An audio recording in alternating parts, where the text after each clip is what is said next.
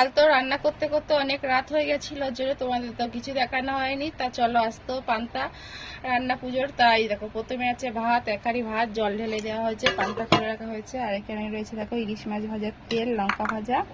আর এখানে রয়েছে মুসুরির ডাল সিদ্ধ। আর এখানে আছে ইলিশ মাছের মাথা দিয়ে কচুর শাক। আর এখানে আছে অনেক রকম ভাজা, সে গোনা যাবে না, অনেক রকমের ভাজা আছে। নারকেল ভাজা, ভেন্ডি ভাজা, ইলিশ মাছ ভাজা, আলু ভাজা, পেঁপে ভাজা, মিষ্টি কুমড়ো ভাজা, কাঁচকলা ভাজা, কাঁকরোল ভাজা, এই যে নারকেল ভাজা। হ্যাঁ, আর এখানে আছে বেগুন ভাজা আর পটল ভাজা। এখানে আছে চাল কুমড়ো ভাজা। আর এখানে রয়েছে ইলিশ মাছ দিয়ে, বেগুন দিয়ে, আলু দিয়ে পাতলা করে ঝোল। এটাই হচ্ছে কালকে রান্না করতে করতে অনেক লেট হয়ে গেছে। কাজ টাজ করলাম, এইবার তো স্নান টান করে ঠাকুর পুজো করলাম, এখনো মাথা চিনি করা হয়নি। আর যে আমার মা এখন শুয়ে আছে।